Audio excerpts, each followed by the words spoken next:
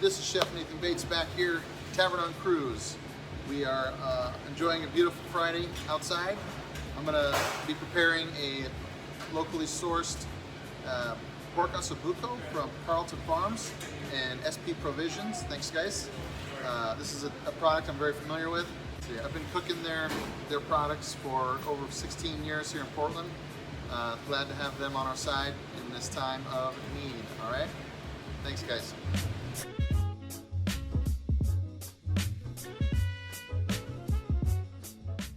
So we're going to start off today with a braised pork Osso Buco with a apple and roasted shallot compote. It's going to have a little bit of hazelnut butter on the plate.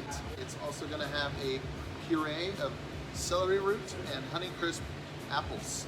What we did ahead of time was roasted our pork Osso Buco in the oven. Nice caramelization on there. And then we're going to put in our braising liquid and pop it in the oven. So we have our pork stock.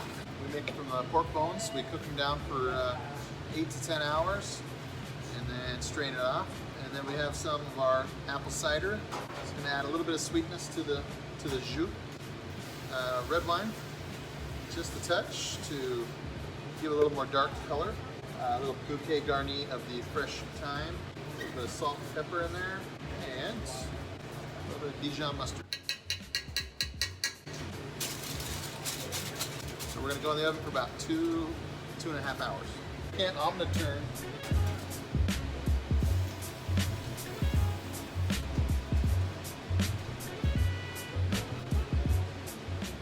Okay, now that our pork Osso Buco has come out of the oven and out of the braise, we have a tender piece of pork here. We're going to add it to the pan with some of the liquid while it's reducing and a little bit of butter to finish while we're glazing our pork Osso Buco.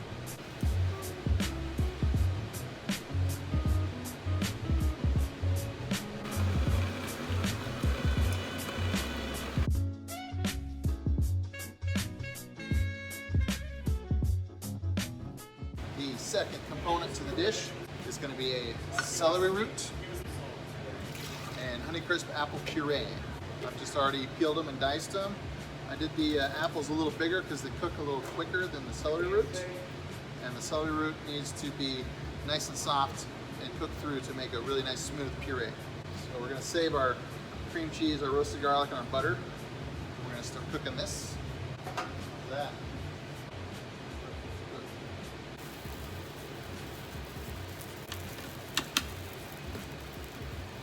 We have our cooked celery root, our Honeycrisp apple puree. We're going to add some roasted garlic, a little bit of butter, and a little bit of cream cheese to smooth it out, and then some seasoning, of course, salt and pepper.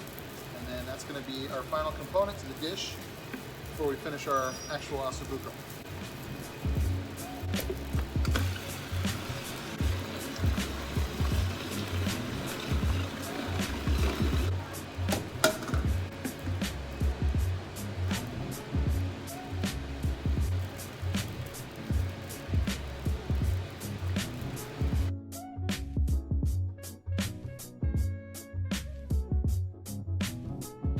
Okay, so now while that apple and celery root are cooking, our pork Osso Buco is braising.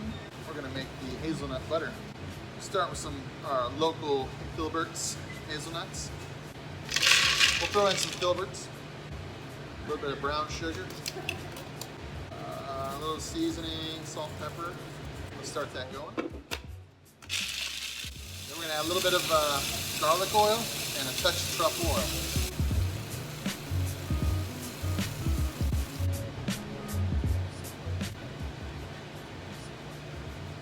Okay, we've added some oil and it's starting to emulsify and it's kind of looking like a loose peanut butter.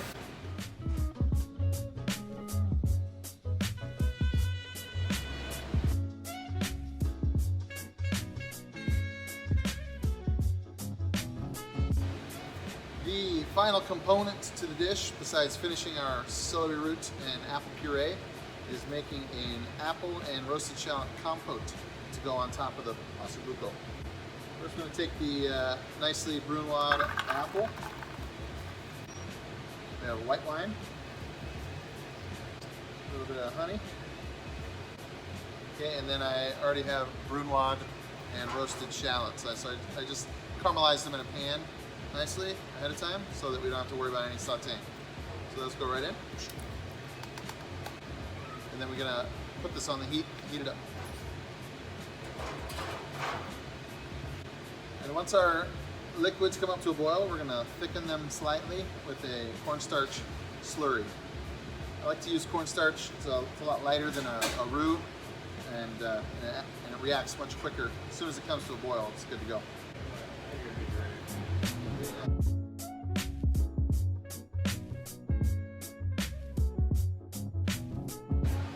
Okay, now we have all of our components done for the dish.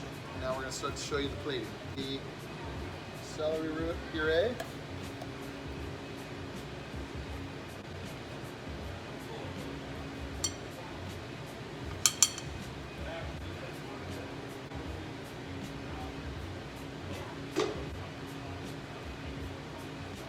And for a little garnish, we're going to do a little bit of celery leaves.